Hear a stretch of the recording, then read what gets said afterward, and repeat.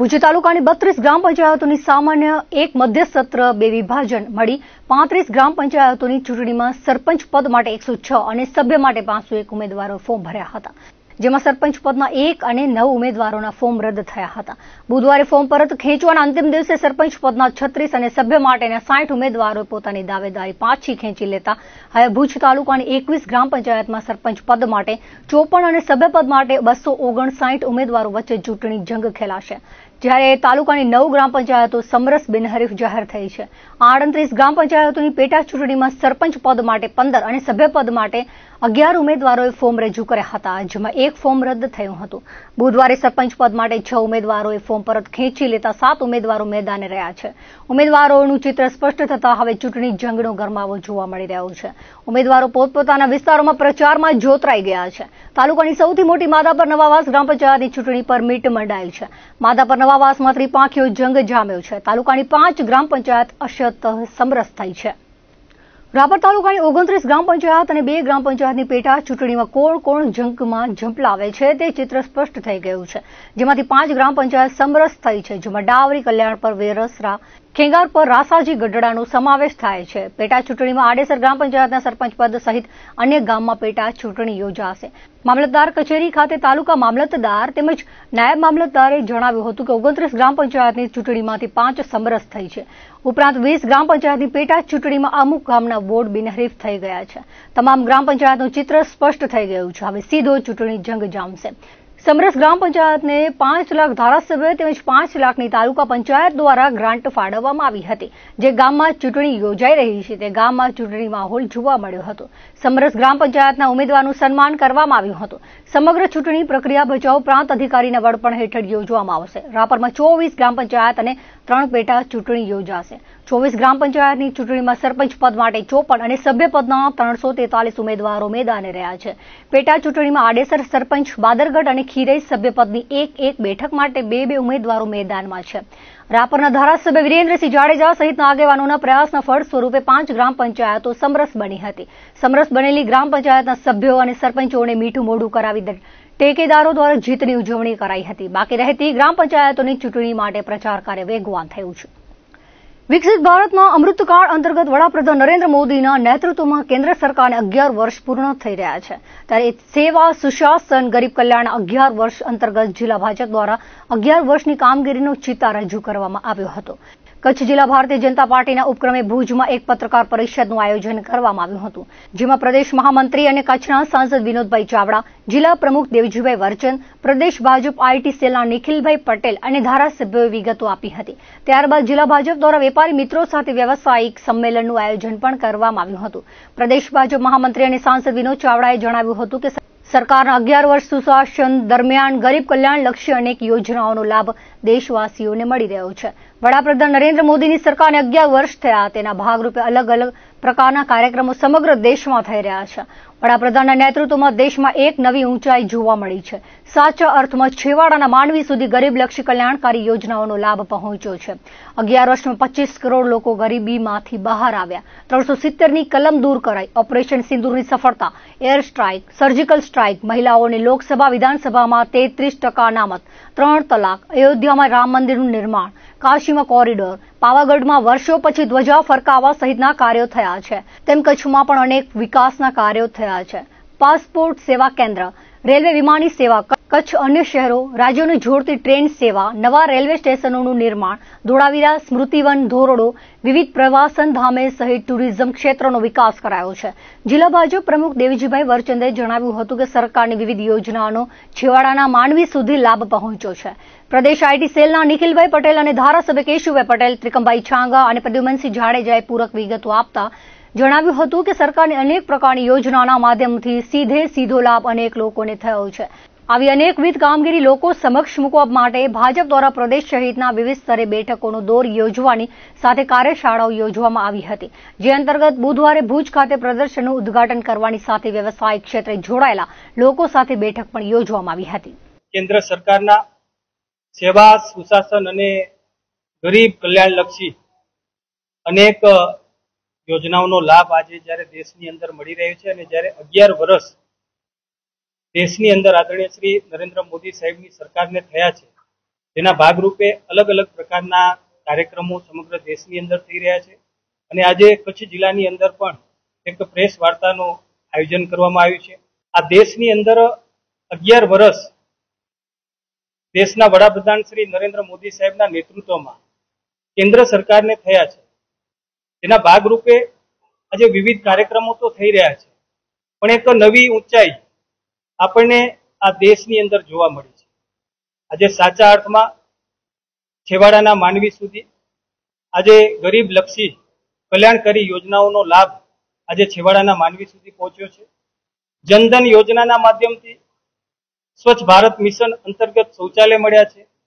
આજે પ્રધાનમંત્રી આવાસ યોજના હોય, પ્રધાનમંત્રી ઉજ્જવલા યોજના હોય, પ્રધાનમંત્રી આયુષ્માન કાર્ડની યોજના હોય, પ્રધાનમંત્રી સુકન્યા સમૃદ્ધિ યોજના હોય, પ્રધાનમંત્રી કિસાન સન્માન નિધિ હોય, આવી અનેક પ્રકારની યોજનાઓના માધ્યમથી સીધો લાભ આજે દેશની અંદર અનેક લોકોને થયો છે અને એટલે જ 11 વર્ષની અંદર 25 કરોડ લોકો ગરીબીમાંથી બહાર આવ્યા છે અને સાચા અર્થની અંદર આજ મોદી સાહેબના નેતૃત્વમાં જે સરકારના કાર્યો છે એ આપણી આ સિદ્ધિ છે.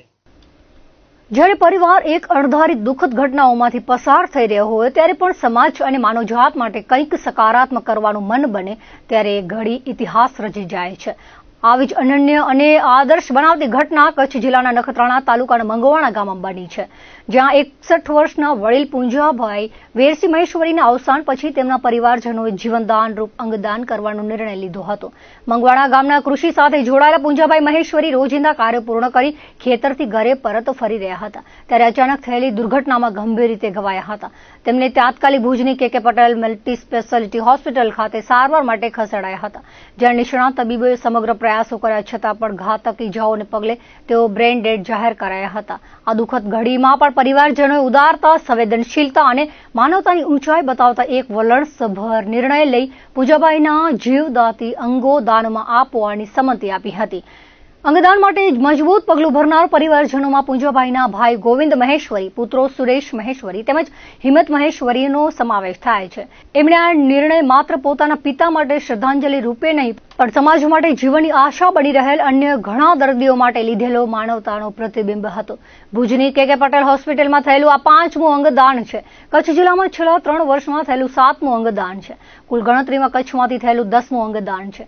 મહેશ્વરી સમાજ તરફથી 3જું અવસરોત્તર અંગદાન છે અને ખાસ કરીને નખત્રાણા તાલુકામાં અંગદાનના પહેલા કેસ તરીકે આ ઘટના નોંધાઈ છે. આ અવસાનોત્તર અંગદાનમાં કિડની સહિતના અગત્યના અંગો દાખલ હતા, જે ગંભીર હાલતમાં રહેલા અનેક દર્દીઓને નવી જીવન શક્તિ આપશે. અંગદાન ચેરિટેબલ ટ્રસ્ટના પ્રમુખ દિલીપ દેશમુખે જણાવ્યું હતું કે કચ્છ જિલ્લાના લોકો હવે ધીમે ધીમે અંગદાનના મહત્વને સમજવા લાગ્યા છે. આવા પરિવારજનોના પગલાં ખૂબ જ પ્રેરણાદાયક છે. જે વ્યક્તિ પોતે દુનિયામાં નથી રહી તે પોતાના અંગો દ્વારા બીજાના જીવનમાં પ્રકાશ ભરી જાય છે, એ મહાનતાનું ઉત્તમ ઉદાહરણ છે. આ અંગદાન માટે અખિલ કચ્છ મહેશ્વરી સમાજ, મંગવાણા ગામના ગ્રામજનો તેમજ હોસ્પિટલ તંત્ર દ્વારા પૂંજાભાઈના પરિવારજનોની પ્રશંસા કરાઈ હતી. મારા પપ્પાનું એક્સિડન્ટ થયેલ હતું તો અમે કે હોસ્પિટલમાં એડમિટ કરેલ, પછી ત્યાં 2-3 દિવસ વેન્ટિલેટર ઉપર આઈસીયુમાં રાખેલ તો ડૉક્ટરોએ કીધું કે રિકવરી નથી થઈ રહી, તો કદાચ બ્રેન ડેડ થઈ શકે છે. અને બ્રેન ડેડ થઈ ગયા પછી પણ એની બીજી પ્રક્રિયાઓ હોય છે કે અંગદાન વિશે એવી કોઈ હોઈ શકે. તો એમને વાત કરી તો અમે બી મગજમાં થોડુંક એવું વિચાર્યું કે આ સારો એક કાર્ય છે. તો બારે અમે બધા અમારા વડીલને બધા ભાઈઓ મળીને એનું નિર્ણય લીધો. પછી ડૉક્ટરથી પણ મિટિંગ થઈ ને પછી આ જે ઓર્ગન ડોનેટરની સંસ્થા છે એમને બી બોલાવ્યા અહીંયા, તો એમનાથી બધી ચર્ચા થઈ. એથી બધું અહીં સારું જ થશે. કોઈકનું પરિવાર ઉજળતું બચાવ્યું છે આપણે, તો એ બી એમના બી બાળકો પરિવાર હશે મોટો, એમના ઘર પરિવાર માટે બી સારું જ હશે. અને બીજી એક અગત્યની એ વસ્તુ છે કે મારા પપ્પાનું અત્યારે મૃત્યુ ફક્ત હેલ્મેટના ન હોવાને કારણે થયું છે. તો દરેક વ્યક્તિને એવી અપીલ છે કે હેલ્મેટ ફરજિયાત પહેરો ટુ વ્હીલર પર. આજે કે પટેલ હોસ્પિટલમાંથી આ 5મું ઓર્ગન ડોનેશન થઈ રહ્યું છે. મંગવાણાના શ્રી પૂંજાભાઈ વેરસી મહેશ્વરી, એમના 2 દીકરાઓ હિંમતભાઈ અને સુરેશભાઈ, એમને બહુ જ હિંમતભર્યો નિર્ણય કર્યો પોતાના પિતાને આવા આઘાતજનક સ્થિતિમાં અંગદાનનો નિર્ણય કર્યો. એમના થકી 2 કિડની મળવા જઈ રહી છે. એટલે કુલ આપણે વિચાર કરીએ તો કે પટેલ હોસ્પિટલમાંથી જે 5 ઓર્ગન ડોનેશન થયા છે એમના થકી અત્યાર સુધી 10 કિડની અને 4 લીવર આપણને મળ્યા છે અને લગભગ 8 કોર્નિયાસ પણ મળ્યા છે, એટલે કે આંખો મળી છે. તો પહેલાં તો આ જે મહેશ્વરી પરિવાર છે એમને ખૂબ વંદન કરું છું. સાથે સાથે કે પટેલ હોસ્પિટલ પણ જે આ નિર્ણય કર્યો છે અંગદાન કરવા માટેનું, તો એમના પણ સમગ્ર સ્ટાફ, ડોક્ટર્સ, એમના ટ્રસ્ટી, એમને પણ ખૂબ ખૂબ વંદન કરું છું. તમે અંગદાન જાગૃતિ માટે વાત કરી, કારણ કોઈ પણ આવા જે કાર્યક્રમો હોય છે તો એ જાગૃતિ થકી સમાજમાં પરિવર્તન આવે છે. આ અંગદાનની વિશેષતા એ છે કે કચ્છમાં અત્યાર સુધી મહેશ્વરી સમાજમાંથી આ 3જું ઓર્ગન ડોનેશન છે. એટલે મહેશ્વરી સમાજના સમગ્ર સમાજને પણ હું વંદન કરું છું.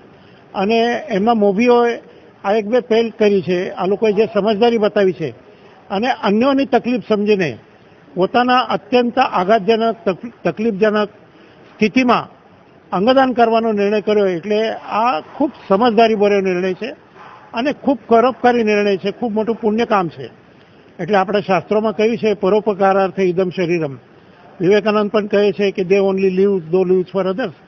તો આ બીજા માટે જીવવું આ એક બહુ મોટી વાત છે. આ પ્રત્યક્ષ પુંજાભાઈની વાત કરીએ તો ગઈકાલે જ્યારે એમને સમજાવતા હતા ત્યારે એમના ગામના એક બીજા ભાર્ગવભાઈ કરીને વડીલ હતા, તો એમણે વાત કરી આખું જીવન આ પુંજાભાઈ બીજા માટે જીવ્યા છે. તો કેમને અત્યારે જતા જતા પણ આવું આપણે કામ કરીએ કે બીજા માટે ઉપયોગી થાય. આ બહુ મોટી વાત છે કે જીવનમાં પણ આપણે બીજાને ઉપયોગી થઈએ અને આ દુનિયા છોડીએ ત્યારે પણ બીજાને ઉપયોગી થઈએ. આ બહુ જ મોટી વાત છે.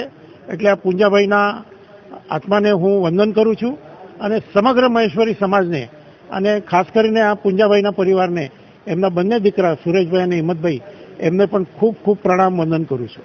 એ વિશે આ જ વાત છે. એમના જે વડીલે વાત કરી કે આખું જીવન તમે બીજા માટે જીવ્યા છે, તો અત્યારે જતા જતા પણ કેમ નહીં બીજા માટે કંઈક કામ કરીએ.